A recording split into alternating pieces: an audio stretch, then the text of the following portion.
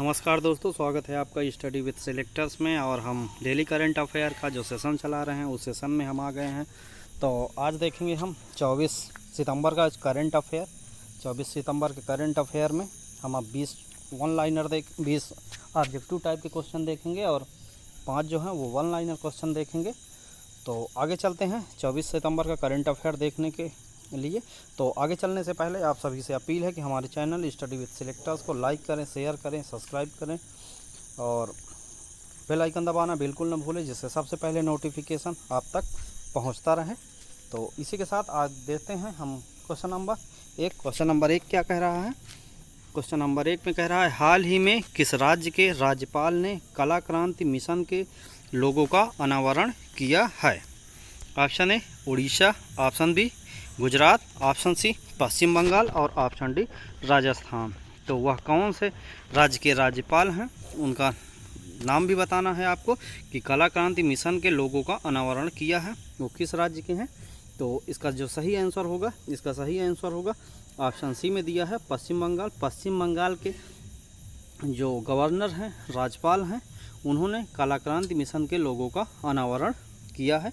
तो यदि पश्चिम बंगाल की बात है तो पश्चिम बंगाल के बारे में जानकारी देखते हैं। पश्चिम बंगाल की जो राजधानी है वो है कोलकाता और पश्चिम बंगाल के जो गवर्नर हैं वो हैं सीवी आनंद बोस। तो इन्होंने ही सीवी आनंद बोस जो हैं, इन्होंने ही कला क्रांति मिशन के लोगों का अनावरण किया है। और पश्चिम बंगाल की जो सीएम है वो कौन है? ममता बनर्जी जी हैं। और आगे देखते हैं, ऑप्शन ए में दिया है उड़ीसा। तो उड़ीसा के बारे में थोड़ा जानकारी देखते हैं। उड़ीसा की राजधानी जो है वो कहाँ है? उड़ीसा की राजधानी हमारी भुवनेश्वर पड़ती है। और प्रोफेसर गणेशी लाल जो हैं वो हैं गवर्नर। और नवीन पटनायक जो हैं वो है गवर्नर, वो सीएम उड़ीसा के। गुजरात की बात करते हैं तो गुजरात की राजधानी गांधीनगर। और गुजरात के जो सीएम हैं, गुजरात के सीएम कौन है? गुजरात के सीएम की बात करते हैं तो भूपेंद्र पटेल जी हैं।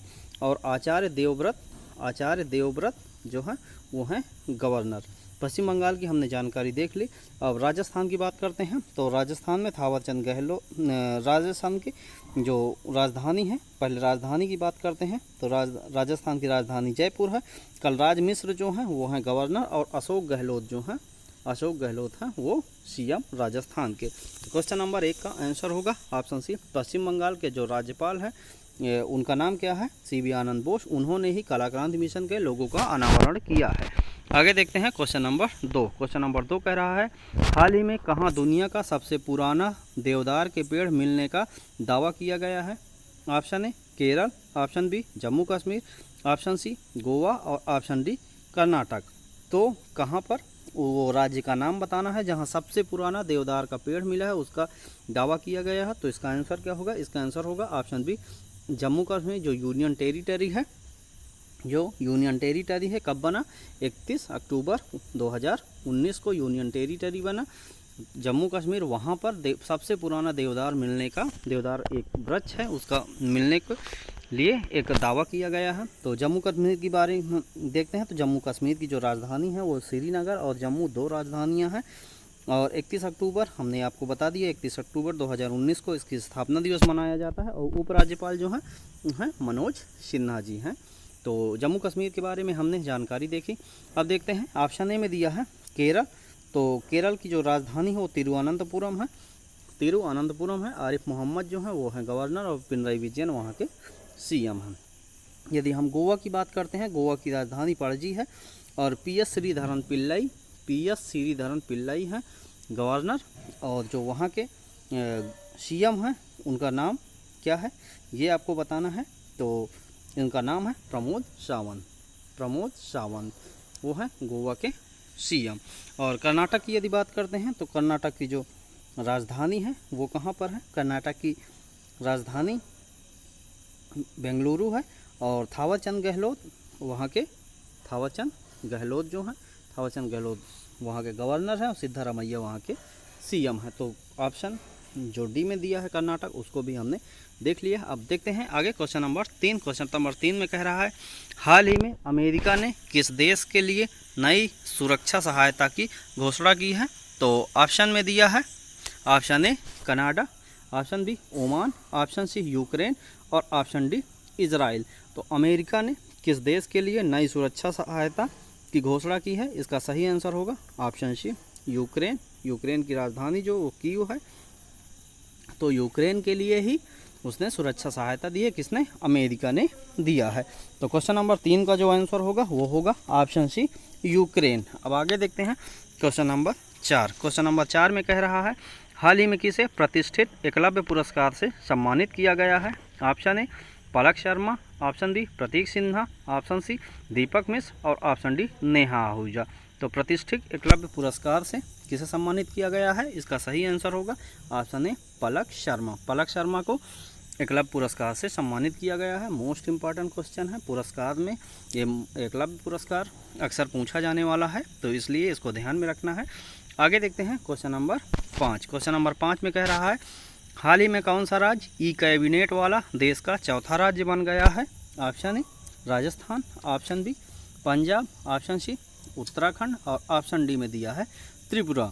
तो वो कौन सा राज्य है जो ई कैबिनेट वाला देश का चौथा राज्य बन गया है, जिसकी कैबिनेट है ई कैबिनेट?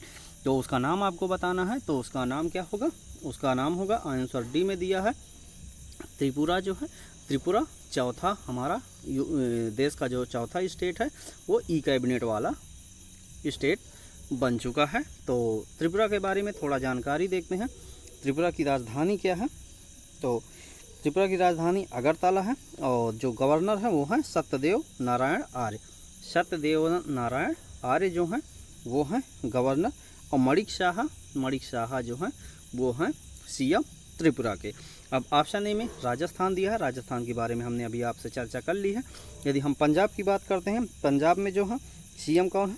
पंजाब के सीएम जो हैं वो भगवंत मान जी हैं, और बनवारी लाल पुरोहित जो हैं वो हैं गवर्नर पंजाब के।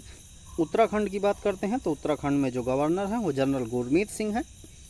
उत्तराखंड के गवर्नर जनरल गुरमीत सिंह है, और वहाँ के जो सीएम हैं वो हैं पुष्कर सिंह धामी जी। पुष्कर सिंह धामी हैं उत्तराखंड के सीएम, और जो गुरमीत सिंह हैं वो हैं गवर्नर उत्तराखंड के। तो क्वेश्चन नंबर 5 का हमने डिटेल देख लिया। क्वेश्चन नंबर 5 का जो आंसर होगा वो होगा ऑप्शन डी त्रिपुरा राज्य जो है वो देश का चौथा ई कैबिनेट वाला राज्य बन गया है। आगे देखते हैं क्वेश्चन नंबर 6। क्वेश्चन नंबर 6 में कह रहा है हाल ही में विश्व गैंडा दिवस कब मनाया गया? ऑप्शन ए 20 सितंबर, ऑप्शन बी 23 सितंबर, ऑप्शन सी 22 सितंबर और ऑप्शन डी 21 सितंबर। तो जो विश्व गैंडा दिवस है वो कब मनाया गया है? ऑप्शन सी में दिया हुआ है 22 सितंबर। 22 सितंबर को विश्व गैंडा दिवस मनाया गया है। क्वेश्चन नंबर 6 का आंसर होगा ऑप्शन सी। आगे देखते हैं क्वेश्चन नंबर 7। क्वेश्चन नंबर 7 में कह रहा हाल ही में सिंधु जल विवाद पर भारत और पाकिस्तान के बीच बैठक कहाँ हुई है? ऑप्शन ए दिल्ली में, ऑप्शन बी कराची में, ऑप्शन सी वियना में और ऑप्शन डी कंबोडिया में। तो जो ये वियना है वहाँ पर ऑप्शन सी में दिया है वियना। यही एक जगह है जहाँ पर भारत और पाकिस्तान के बीच एक बैठक का आयोजन किया गया, और ये जो बैठक थी वो किस संबंध में थी? वो जो सिंधु नदी है उसका जल जो है, उस जल का विवाद चल रहा है भारत और पाकिस्तान के बीच, तो उसी के समझौते के लिए, उसी के निर्णय निकालने के लिए एक बैठक का आयोजन किया गया। कहाँ पर किया गया? वियना है। वियना एक जगह है, तो वहाँ पर सिंधु जल विवाद को सॉल्व करने के लिए भारत और पाकिस्तान के बीच एक बैठक का आयोजन किया गया। क्वेश्चन नंबर 7 का आंसर जो होगा वो ऑप्शन सी में दिया वियना होगा। आगे देखते हैं क्वेश्चन नंबर 8। क्वेश्चन नंबर 8 में कह रहा है हाल ही में किस राज्य सरकार ने सरकारी स्वास्थ्य सुविधाओं में नवजात शिशुओं के लिए तत्काल जन्म पंजीकरण शुरू किया है?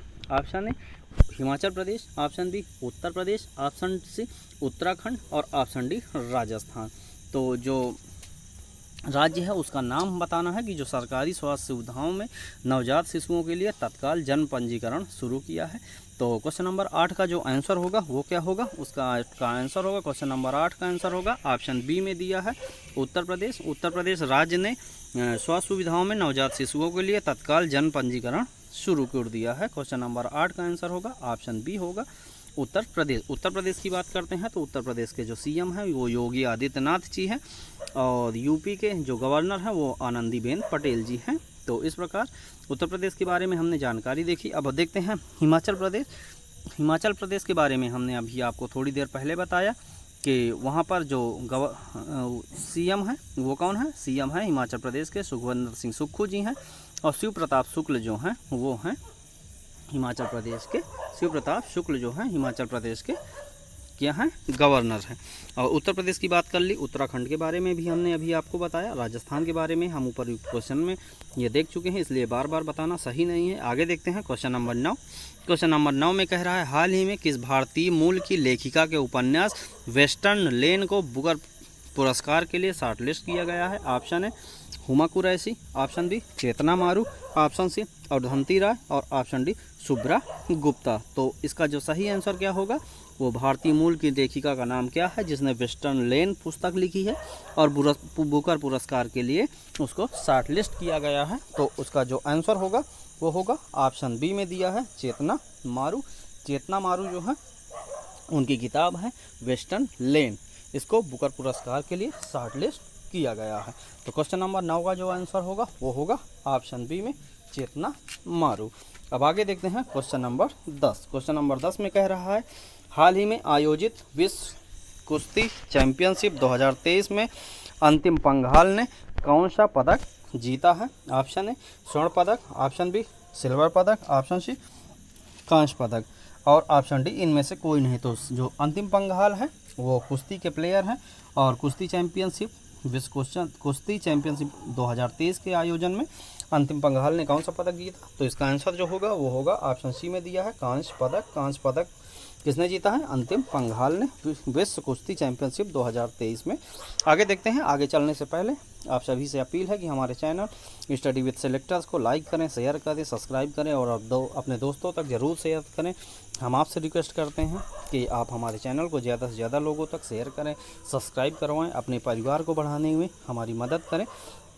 हम आपके लिए बेहतर से बेहतर कंटेंट लाते रहेंगे। पूरे यूट्यूब में हम ये चीज़ दावा करते हैं कि कोई 20 से 25 मिनट में आपको लगभग 40 प्लस प्रश्न नहीं देता होगा। हम 20 प्रश्न उसमें लिखित ऑब्जेक्टिव और 5 वन लाइनर देते हैं, एक सवाल का जवाब पूछते हैं, एक सवाल का जवाब हम आपको देते हैं।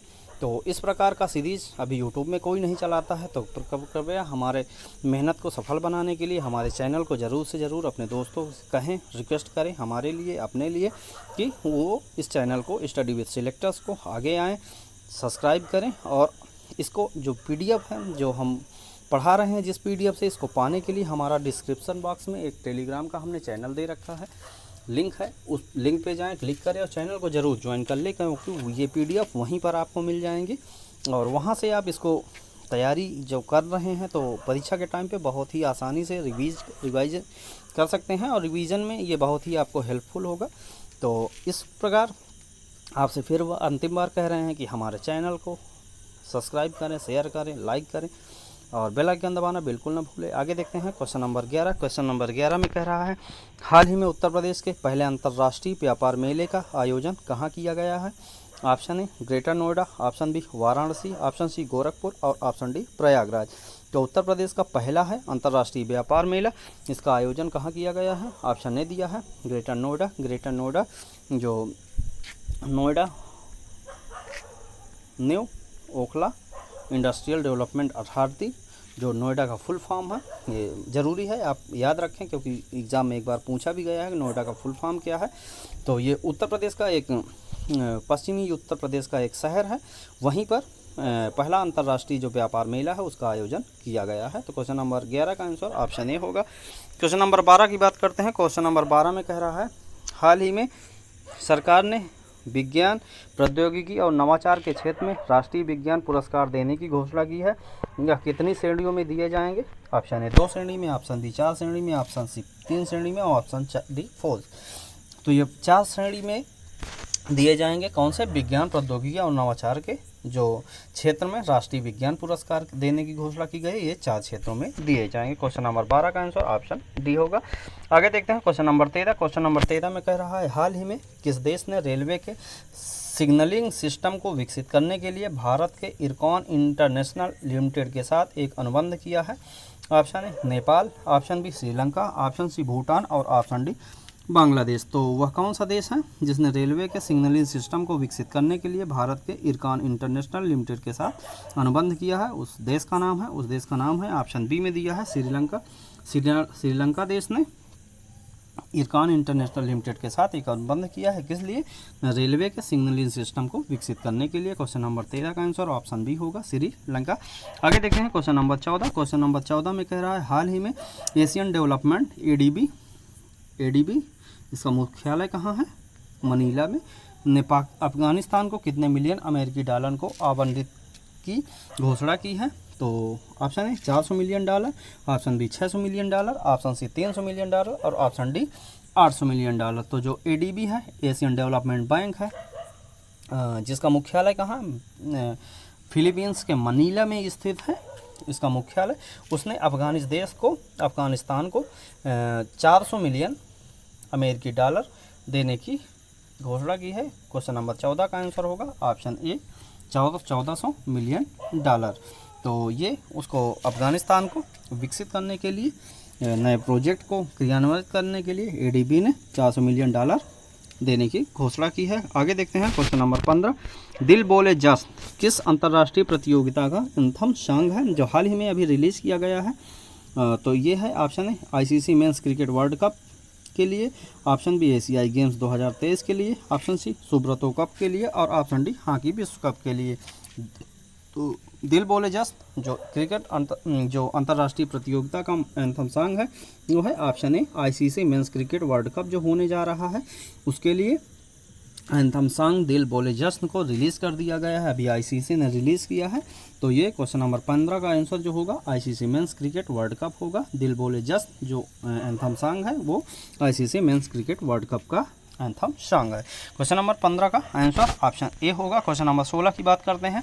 हाल ही में मध्य प्रदेश के किस राष्ट्रीय उद्यान में हाथी महोत्सव शुरू किया गया है? तो ऑप्शन ए में दिया है पन्ना राष्ट्रीय उद्यान, ऑप्शन बी में दिया है पेंच राष्ट्रीय उद्यान, ऑप्शन सी में दिया है बांधवगढ़ राष्ट्रीय उद्यान और ऑप्शन डी में दिया है कान्हा राष्ट्रीय उद्यान। तो मध्य प्रदेश में कौन सा है राष्ट्रीय उद्यान? वो है बांधवगढ़ राष्ट्रीय उद्यान, जहां पर हाथी महोत्सव शुरू किया गया है। क्वेश्चन नंबर 16 का आंसर होगा ऑप्शन सी बांधवगढ़ राष्ट्रीय उद्यान, यहीं पर हाथी महोत्सव का शुभारंभ किया गया है। आगे देखते हैं क्वेश्चन नंबर 17। क्वेश्चन नंबर 17 में कह रहा है हाल ही में किस राज्य सरकार ने मुख्यमंत्री आत्मनिर्भर अभियान शुरू किया है? Option A Assam, option B Sikkim, option C Meghalaya और ऑप्शन डी मणिपुर। तो वो कौन सा राज्य है जिस राज्य के मुख्यमंत्री ने आत्मनिर्भर अभियान शुरू किया है? तो इसका जो आंसर होगा वो होगा ऑप्शन ए में दिया है असम राज्य। तो असम राज्य के जो सीएम हैं उन्होंने मुख्यमंत्री आत्मनिर्भर अभियान शुरू किया है। क्वेश्चन नंबर 17 का आंसर क्या होगा? ऑप्शन ए में दिया है असम इसका सही आंसर होगा। तो अब असम के बारे में थोड़ा जानकारी देखते हैं। असम की राजधानी क्या है? असम की राजधानी दिसपुर है और असम के जो राज्यपाल हैं गुलाब चंद कटारिया जी हैं और गुलाब चंद कटारिया और जो हेमंत बिस्वा शर्मा जो हैं वो हैं सीएम असम के। ऑप्शन बी में दिया है सिक्किम। तो सिक्किम की यदि हम बात करते हैं तो सिक्किम की राजधानी गंगटोक है और सिक्किम के जो गवर्नर हैं, सिक्किम के गवर्नर का नाम क्या है? लक्ष्मण आचार्य हैं और वहाँ के जो सीएम हैं वो हैं प्रेम सिंह तमांग। सिक्किम की जानकारी। और अब देखते हैं ऑप्शन सी में दिया है मेघालय। तो मेघालय की जो राजधानी है, मेघालय की राजधानी शिलांग है और फागू चौहान जो हैं वो हैं गवर्नर। फागू चौहान मेघालय में गवर्नर हैं फागू चौहान और जो सीएम हैं वो हैं कॉनराड संगमा जो हैं वो हैं मेघालय के सीएम। मणिपुर की यदि हम बात करते हैं तो मणिपुर की राजधानी जो है, मणिपुर की राजधानी इम्फाल है। अनसुईया उइके जो हैं वो गवर्नर हैं, अनसुईया उइके गवर्नर हैं और एन बीरेन सिंह हैं सीएम मणिपुर के। तो क्वेश्चन नंबर 17 का हमने डिटेल भी देख लिया। अब आगे देखते हैं क्वेश्चन नंबर 18। क्वेश्चन नंबर 18 में कह रहा है हाल ही में प्रधानमंत्री नरेंद्र मोदी ने कहाँ भगवान शिव थीम वाले स्टेडियम की आधारशिला रखेंगे? Option A Varanasi, option B Gorakhpur, option C Ujjain और ऑप्शन डी हरिद्वार। तो प्रधानमंत्री मोदी भगवान शिव थीम वाले स्टेडियम की आधारशिला जो रखेंगे वो कहाँ रखेंगे? ऑप्शन ए में दिया है वाराणसी, जो उनका संसदीय क्षेत्र है, जो नरेंद्र मोदी हैं हमारे प्रधानमंत्री जी, उनका संसदीय क्षेत्र बनारस है, वहीं पर वो भगवान शिव की थीम वाले स्टेडियम की आधारशिला रखने जा रहे हैं। तो क्वेश्चन नंबर 18 का आंसर होगा ऑप्शन ए वाराणसी।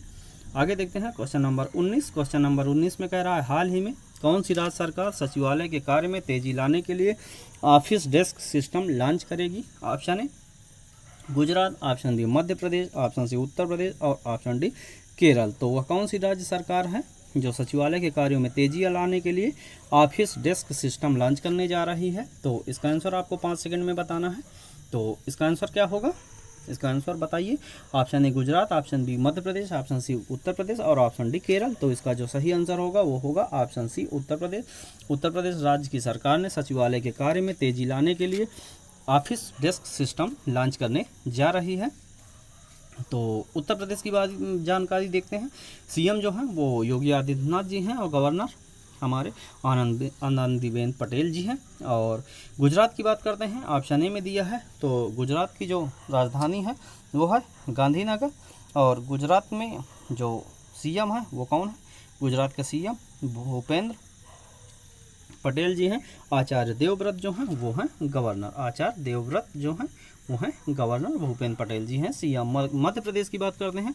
मध्य प्रदेश के जो सीएम हैं वो शिवराज सिंह चौहान जी हैं और मध्य प्रदेश की राजधानी भोपाल है। और जो मंगू भाई छगन भाई पटेल हैं वो हैं गवर्नर मध्य प्रदेश के। केरल की यदि बात करते हैं तो आरिफ मोहम्मद जी जो हैं वो हैं गवर्नर, तिरुवनंतपुरम राजधानी है। और पिनराई विजयन वहाँ के सीएम हैं। आगे देखते हैं क्वेश्चन नंबर 20। क्वेश्चन नंबर 20 जो है ये हमारे आज के ऑब्जेक्टिव टाइप क्वेश्चन का लास्ट क्वेश्चन है। और इसके बाद हम 5 वन लाइनर देखेंगे। तो आज हम देखते हैं लास्ट क्वेश्चन जो ऑब्जेक्टिव टाइप का वो क्या कह रहा है। उस क्वेश्चन में पूछा गया है, हाल ही में किस कार कंपनी ने 2024 तक डीजल कारों का उत्पादन बंद करने का निर्णय लिया है? Option A Audi, option B Volvo, option C BMW और ऑप्शन डी फोर्ड। तो वो कौन सी कंपनी है जिसने भारत में 2024 तक डीजल कारों का उत्पादन बंद कर देगी? वो पूर्णतया ई कार लेकर आ जाएगी। उसका नाम क्या है? वो डीजल तो कार बंद ही करेगी, वो पूर्णतः अपने में इलेक्ट्रिक में कन्वर्ट कर लेगी, ई कारें लेकर आ जाएगी। तो उस कंपनी का नाम है, उस कंपनी का नाम ऑप्शन बी में दिया है वोल्वो। वोल्वो कंपनी है 2024 तक डीजल कारों का उत्पादन ये बंद कर देगी। तो क्वेश्चन नंबर 20 का आंसर होगा ऑप्शन बी, वोल्वो कंपनी है। आगे चलते हैं, वन लाइनर क्वेश्चन देखते हैं जो परीक्षा की दृष्टि से महत्वपूर्ण है। और हम हर रोज़ आपके लिए 5 जो वन लाइनर लाते हैं, ये मोस्ट इंपॉर्टेंट क्वेश्चन होते हैं। ये कहीं ना कहीं ऑब्जेक्टिव हमने करवाए होते हैं और उसी का ये रिवीजन भी यहाँ हो जाता है आपका। रहा है पहले वन लाइनर में कह रहा है, उत्तर भारत का सबसे बड़ा तैरता हुआ सोलर प्लांट जो है वो कहाँ पर है? चंडीगढ़ में है। मोस्ट इंपॉर्टेंट क्वेश्चन है, पहले भी हमने वन लाइनर के रूप में भी बताया है आपको और फिर एक बार बता रहे हैं। इसका मतलब कि ये बहुत ही महत्वपूर्ण क्वेश्चन है। उत्तर भारत का जो सबसे बड़ा तैरता हुआ सोलर प्लांट है वो है चंडीगढ़ में। और दूसरा पॉइंट जो देखते हैं, दूसरा पॉइंट नंबर 2 है।